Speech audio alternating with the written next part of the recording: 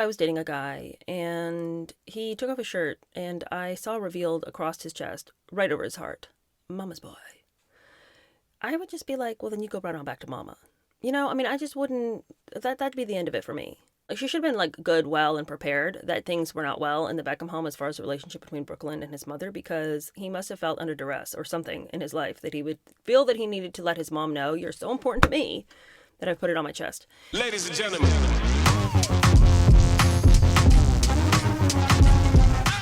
Hello, how are you? Welcome to my channel. My name is Cheer Denise, and it's Friday, so we have so many things to talk about. The first thing I want to talk about is something that comes on the heels of yesterday's video. So yesterday we had a ton of fun laughing at the video that Harry and Meghan had released from the hospital. Obviously, they had released it in an attempt to make themselves more likable, but nothing could have been farther from reality. All it did was make us go, holy hell, what happened here? Like, who is advising you? It just was, of all the things that a person could have released, of all of the ideas a person could have had, putting out that video is so counterproductive to any attempt at relatability. I just can't even imagine that the person who advised them to do that was on their side. But I was so busy just questioning why Meghan was twerking and hiking her dress up, and why had Harry allowed this to happen, and when is he ever going to stand up and get a backbone and say, no, we're not doing this, that I didn't talk about the actual music playing behind them. You guys, okay. I don't even know if Trashy covers it. The decision to put this music on and then dance to it as a pregnant person is one that should have been kept as one of the tightest secrets they ever had between the two of them. They decided to put on some music, and I use that term loosely, music, in which a woman is talking about her necessity to strip and to dance for men for money because she has an ill flow and she doesn't have any money because baby daddy is broke. And so she's got to basically put herself out there in order to get funds because the man who impregnated her is falling down on the job. Okay. Could anything be more relevant to the way Meghan sees the world? Let's just go over those lyrics, shall we? Okay. This piece of sound goes like this. If she a baby mama, she gonna do that baby mama work. She gonna put it on ya. She gonna do that baby mama. Drop it down low. Drop it down low. Drop it down low. Do that baby mama when I step out on the floor. 1 month, 2 month, 3 month, 4. Hit the baby mama when she's stepping through the door. Yes, I did read that correctly. Hit the baby mama when she step on through the door. Yeah, I'm pregnant, but I got an ill flow. Trying to make some money, buy some Huggies from the store. S to the T-A, double R-K, to the E-I-S-H-A. And I don't play. Do it my way. Prego, but I'm still doing moves like Beyonce. Yeah, I said I'm pregnant. Get the child support and pay my rent. Your opinion is irrelevant. 'Cause I'm a baby mama and I can do just what I wanna. Okay. Okay, of all the things for Meghan to post, I had decided to dance to that music with my husband as some kind of hilarious joke, which, I don't know, maybe we lack a sense of humor over here, but I just can't imagine it. If I had decided that I wanted to play act a pregnant stripper, I would never have let anyone know that had ever been something that I did. But then to post that for the world and for the public consumption, the dancing is so shocking that, while I did obviously hear an egregious sound in the background, I was so focused on the dancing that I really just didn't plug into the words. But if this doesn't lend some insight. Also, there is a line in the next verse of this song that goes, baby daddy broke, better hope he hit the lotto. And you know what this reminds me of? This reminds me of the Ryan Reynolds video we did earlier this week, in which he tells us the truth, but knows you won't believe it. This is exactly the way Meghan feels. It's not even oh, I have to dig deep. Yeah, I'm pregnant. Get the child support and pay my rent. Your opinion is irrelevant, because I'm a baby mama and I just do what I wanna. Harry is irrelevant in that entire relationship. It is always you're the cash cow, and by the way, you really aren't producing the way I want you to. So if you're upset at the things I'm having to do, say, strip, and in so many ways, Meghan has publicly attempted to strip, but in different ways, that's not my problem, because you aren't the provider you ought to be. So if I'm having to offer public humiliation in the form of this ghetto ass video that I posted on our daughter's birthday. That's really your fault because you're not the provider that you ought to be. Can you even? I mean, reading the lyrics adds a whole nother layer of stank to the entire business of that video, which was already offensive to the hilt and then some. By the way, other stories that were going on around Meghan and Harry this week were the fact that Meghan and Harry had attempted at one point to change their children's last names to Harry's mother's last name, which had been Spencer before she married into the royal family, which would have honestly, I suppose, remained her last name because she's not a Mountbatten Windsor by birth, and I don't think you can have that name unless you're born into the family. So like Princess Catherine doesn't have the last name of Mountbatten Windsor.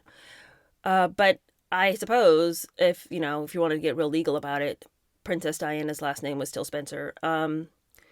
Although a person in her station in life doesn't even need a last name, but they wanted to change it. And I don't know what the dynamic behind that was, but why in the world would you do that?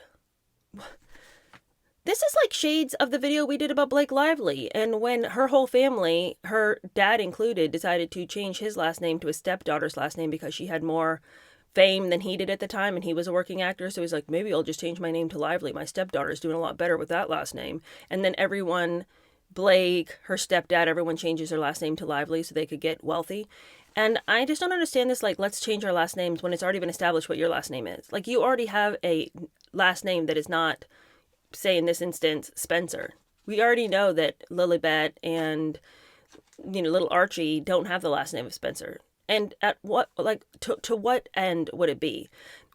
They're also individuals who would never need a last name. They could always just be Archie and Lilibet, and literally no one would need to know more than that because we know who they are.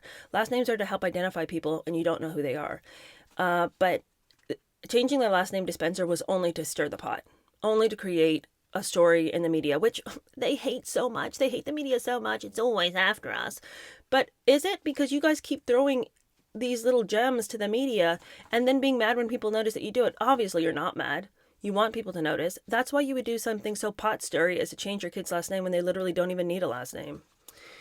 Also in the news surrounding Harry and Meghan, but sort of obliquely, Brooklyn Beckham and his wife, Nicola, I think that's her name, have decided that they wanted to hire Harry and Meghan's lawyer. So I guess this lawyer is real good at breaking up families and creating chaos where harmony should reign. So they've hired him. I'm not 100% sure why they've hired him. I guess they feel like they need to get the Beckham family off their back. But you guys, I haven't been super invested in this story because they keep telling me that there's drama, but then nobody's really telling me what the drama is. And I'm like, you guys, there's so many problems in this world that I'm actually having great insight on. I just don't know if I can get invested in the Beckham stuff. But then this week we did get a couple of juicy gems, so I'll just share them with you. One of the things that I heard this week that I thought, oh, it's all beginning to make sense, was that one of the things everyone keeps talking about is the fact that Nicola and Victoria absolutely hate each other. Like, I'm talking about catfight. Hissing, scratching, clawing kind of behavior. And, I mean, the daughter-in-law who doesn't like her mother-in-law, the story is old as time. So I was like, okay, I mean, why don't y'all, stop your bitching and whining? When you give me a story about a mother-in-law and a daughter-in-law that are super tight, that's the one I'll listen to because that'll be a new story indeed. But anyway, the drama began when Nicola felt that she was constantly having to fight Victoria as the woman in Brooklyn's life. So Brooklyn had a tattoo across his chest prior to meeting Nicola that said Mama's Boy, which is about as painful a thing as I've ever seen. Now, you can love your mama all you want, please do. But this business of Mama's Boy tattooed right over your heart, I mean, gross. I feel like if I was dating a guy and he took off his shirt and I saw revealed across his chest, right over his heart, Mama's Boy, I would just be like, well, then you go right on back to Mama. I mean, I just wouldn't, that'd be the end of it for me. Putting ink on your body to basically brand yourself as your mother's property is pretty gross behavior in a man. I want you to love your mom, like, seriously. Like, love her so much. Be good to her. That's attractive. That's an attractive trait for a boy to love his mom and, like, want to make sure she's doing okay. Like, I love that. I really do. Go do chores for her. Like, when the sink's not working, she should be able to call you and be like, son, my sink stopped up. Come help me. And, like, he should come and help. You know what I mean? And you should not be the sort of daughter-in-law who's like, stop now. She should call a plumber. I mean, like, let her call her son for help. But Mama's Boy, right across his chest, like, please. Anyway, So she should have known, like, she should have been, like, good, well, and prepared that things were not well in the Beckham home as far as the relationship between Brooklyn and his mother, because he must have felt under duress or something in his life that he would feel that he needed to let his mom know, you're so important to me that I put it on my chest. Okay, well, I guess the fact that Brooklyn was tattooed with Mama's Boy on it wasn't enough of a hint for her. But at her wedding, she got a real good taste of how Victoria had really put her claws in Brooklyn and wasn't willing that he should go off and live a different life with a different woman. I mean, God forbid it. Her heart couldn't take it. But just because she loves him so much, you know. Apparently at their wedding, they had Mark Antony singing, and they had been told that they were being kind of gifted this song. He was going to sing this song. It was going to be their first husband and wife dance. But when Mark comes to the mic, he says, to the most beautiful woman in the room, please step forward, Victoria Beckham, and have your first dance with your son. And everyone was like kind of taken aback. Like, what was the need to say that? It does, I mean, I really try not to be drama, but I feel like at my wedding, we had paid and hired some famous singer, and I believed I was having my first dance with my husband, and then it turned out that, oh no, actually, secretly they've decided it's going to be, or Victoria has decided that she's hired this guy to sing the song that she plans on having her son dance with. And then the mother-in-law is also called the most beautiful woman in the room. I mean, I don't think you call anybody the most beautiful woman in any room when it's the bride's day. You know, like, I don't want to be drama, but it does seem a little bit like Victoria, if she organized that, she did a good job in undermining Nicola, because that is an undermining thing. Especially when they were under the impression the dance was going to be for husband and wife. And then, no, it's Brooklyn and his mama. And she gets to be called the most beautiful woman. Well, if you want to get offended, I can sort of see. Well, Nicola was offended, and she ran off and cried a good cry, and then she came back and was able to finish the day. But that really just put the poison in the relationship. So then recently, Brooklyn has had Mama's Boy kind of tattooed over, but not really. You know, it's like they didn't really try to hide that it said Mama's Boy. They just put a big rose bush behind it. Now, as a side note, I really am not one for the tattoos. I have none. Neither does my husband, which I'm like shocked he got through the military unscathed. But he has no tattoos. I have no tattoos, and I generally don't like tattoos. But I do have to say that whoever Brooklyn's tattoo artist is, I like the vibe. You know, as far as the art being done here, I really am a big fan of who his tattoo artist is. Because the guy's doing some exemplary work. But anyway, he does this rose bush around Mama's Boy. And everyone's making a big stink about it, being like, look, he's really showing Victoria what side he's on. And Brooklyn has done a lot of posts and stuff on Instagram and on social media, like letting Nicola know, you're the woman for me, you're the woman of my life. And I'm like, what is all this performative foolishness? Can't you just tell her that? Like, can't you just be like, don't worry about my mom, okay? She's just kind of having a hard time with me having flown the nest, but it'll be okay. You know that I love you. And then, like, do things in their real life to show. But what is this, like, posting on social media for public consumption, I ask you? Anyway, everyone's like, look how he covered up Mama Boy tattoo. He's really showing his affinity for his wife. And I'm like, but is he, though? Because if he was, it wouldn't say Mama's Boy anymore. Couldn't we have put a rose right over those words? I don't know. It still just now almost looks fancier. It's like Mama's Boy with a rose bush around it. It's even more important now. They put decorations around it. So I don't know. So we shall see. We will see how this unfolds. I mean, it's one of those stories that keeps popping up, and I'm like, are people into this story? Because they must be. Every outlet keeps posting about it, but like with the smallest little tidbits. I mean, I've had to wait weeks to actually gather up anything worth telling. Other drama that continues to prevail and to be shoved into our eyes at every turn of the way is the Blake Lively drama. Now, I'll be real quick about this, because how much can we really hear about this person? But interestingly, in this past week, she decided to drop part of her lawsuit, the part in which she claimed that emotional distress had been had. She claimed that she was impacted severely and that she was physically, psychologically, and emotionally distressed, and that her well-being had been compromised on this set. But if you were physically, psychologically, and emotionally compromised on a set, would you not have some records, some health records? Like if you were physically attacked in some manner, mentally compromised to such an extent you found it difficult to go on, and so emotionally unwell that the people in your life were noticing it, seems like you might go to a doctor if it had gotten so bad that you felt you had to mention it in a lawsuit. You know what I'm saying? Like, if you were so emotionally disturbed and physically disturbed that you were suing someone over it, I would assume that there were doctor records to substantiate that claim. You cannot just say that my physical well-being was impacted on this set and not have proof of that. Well, anyway, it would appear that she was just throwing those terms around. Physically, emotionally, psychologically damaged. But she didn't want to go much further because then Baldoni's team was like, yeah, but where's the doctor receipts? Can you show us your medical records? It's just really hard for us to believe because, see, we can't see your brain, so we don't know if it's broken. By your actions, I'd say yes, but we can't know for sure. So could you let us know? What did the doctor say? And she's like, actually, no. No, I don't want my records out there, And you know why? Because there aren't any records. Because if you had really been psychologically damaged and even physically damaged, I feel like you would be willing that even the public should see these records. So I don't think it's a case of her not wanting the public to see the records. I think it's a case that there are no records. Okay? Anyway, she's dropped that quietly, but it wasn't too quiet because we all know about it. In other news that just keeps on keeping on, the Diddy trial continues. And it's like, man, at this point, I don't know if people have just zoned out because we don't get to watch it. So it's just harder to feel super enlivened by news that we're getting sort of by smoke signal. But in day 15 of this trial, there was this intense bit of testimony. So apparently Cassie had a friend, and the friend's name was Brianna. They called her Bonna. And in 2016, she was having a little sleepover with Cassie, and then Diddy busted up into their hotel room. I don't know if it was a hotel room or the apartment. Anyway, Diddy busted up in. And he apparently grabbed this Bonna character and dragged her out to the balcony and then dangled her over the balcony for like 15 seconds, screaming at her, you know what the F you did. But she didn't know what the F she had done.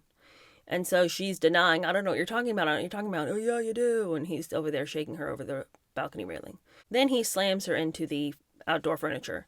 And she had the bruises to prove it.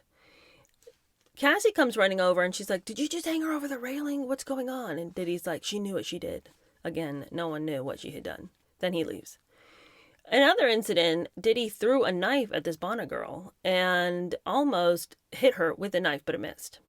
Cassie, not to be outdone, picked up the knife and threw it right back at Diddy, but it missed again. And then a final incident with this Bonna character in Miami, Diddy ran up to her, screaming in her face and said, I am the devil and I can kill you. And when she was pressed on this story, because of course they wanted to make her seem like she was not a credible witness, she was like, I wasn't on drugs when he said this. Yes, I know drugs were being served, but at this incident, I was not on anything. And I mean, are any of us surprised that Diddy would run up to somebody and say, I am the devil? That's the least of my questions around here. Of course you are. I mean, tell us something we don't know, man. Another story that was interesting to me, because I just thought, yes, well, I saw that this was going to be coming. Obama's daughter, Malia, has decided to drop the last name of Obama. Why does this not surprise me? Her mother just literally said that being her mom was the worst. Many natural reasons why marriage, infertility, trying to have kids makes things difficult. If you're having some issues in your marriage, it's not you, it's the process of marriage. It's just all hard because guess what happens when it all works out right? You know what you end up with? Babies. They mess you up. You love them dearly, but they're a hassle. Her mom is just on a campaign to destroy herself. I'm not sure what's going on with Michelle, but every week it's a new headline. I just don't understand how anybody let her get a podcast. I mean, that podcast is going to ruin her image. Because I do feel like there was a time when people are like, oh, Michelle Obama can do no wrong. And then she got her own podcast and we're like, oh, wait, please don't pull the curtain back on your psyche. And Michelle also said recently that she was talking about the female reproduction system, and she was saying that like having kids was like the least of the amazing things it did. And I'm like, that's what it's for. What do you want? The least of the amazing things it does? I'm like, you do understand the miracle of life, right? Like, why would you ever undermine the miracle of growing a baby inside of you for 9 months, then having the baby, then feeding that baby with your own body? Like, what part of that is unimpressive to you, Michelle? Anyway, Malia, I guess, is just like, I gotta distance myself from the crazy. And so she's decided that she's gonna drop the Obama name. Now, I don't understand that why when famous people are like, I want to distance myself from my famous parents, because it's like, but we already know that about you. This is similar to the Spencer last name thing. Like, add a name, drop a name. We already know who you are. We know who your people are. So sorry, Malia. I mean, I'm with you. I'd probably want to be like, mom's crazy. So I've got to be able to spread my wings and fly. But I don't know if dropping the Obama name is probably going to be all that helpful. Okay, and then finally, in another story that I saw this week that I just was like, I don't get it, was this really horrible incident where in Washington, this mother of three girls had sent her children to go and have a visit with their dad. It was court ordered. The parents are obviously divorced. Court ordered, time to go spend some time with dad. They didn't come back. And when she called the police because the dad was late in dropping the girls off, saying there needs to be an Amber Alert, the police did not put off an Amber Alert. And then later they found the three girls suffocated in the woods and they had been killed. Well, the dad's the one who did it, and he's on the run and no one can find him, and they still haven't been able to find him. The dad was known to be homeless and living in his car, but he did spend a lot of time at campsites. And so they don't know where he is because he's on the run. All right. Horrifically tragic doesn't even begin to describe how horrible this is. There's no words to describe it. So I'm not commenting on any of that. What I'm commenting on, though, is the police have gotten a lot of scrutiny, and people are saying, why wasn't there an Amber Alert set out? You know, if there had been an Amber Alert, maybe these girls would have been found in time. But I also think, what are the police supposed to do when every disgruntled parent who isn't getting their kids back at the second the other parent was supposed to drop the kids off?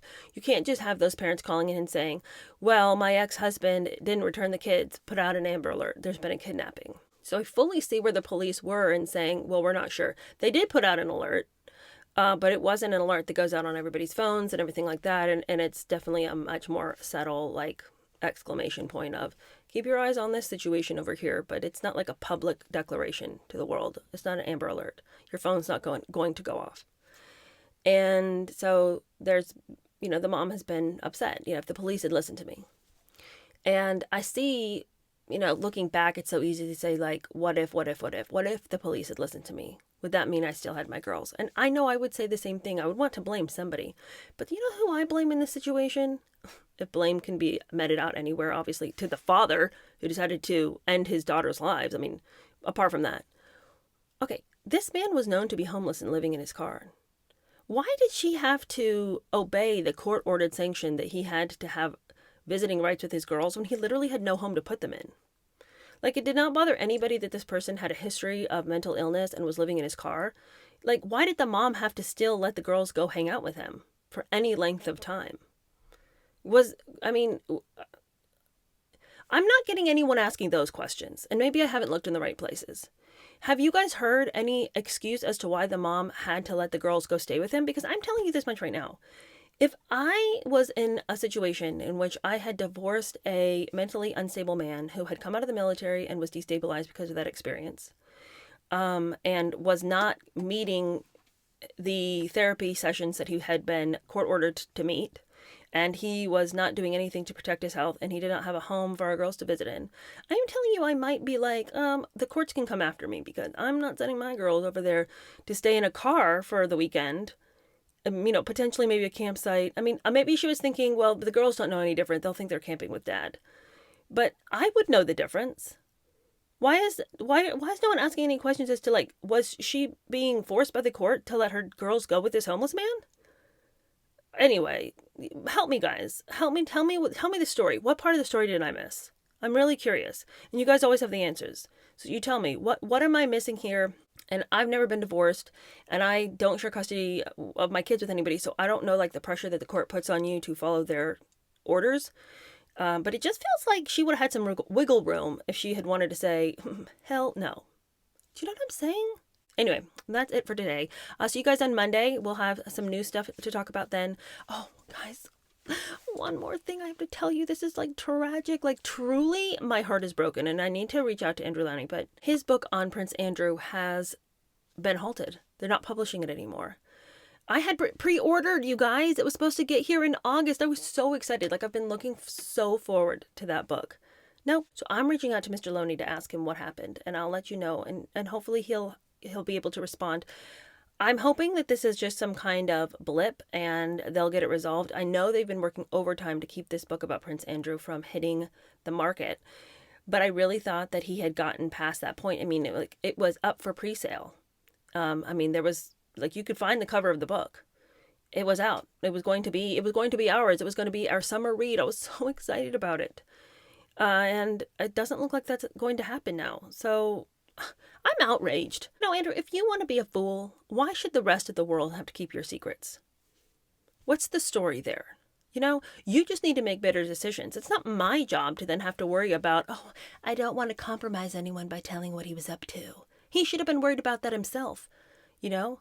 And now we don't get this super interesting book because apparently the royal family or the firm has said this book cannot be published until 2050. What? So I'm just hoping that's gossip that I've heard and it's not true. I'm going to ask Mr. Loney, what is the truth? Okay, so hopefully I can report back to you. All right, I'll see you guys later. Thank you so much for hanging out with me, and I'll see you on Monday. Bye.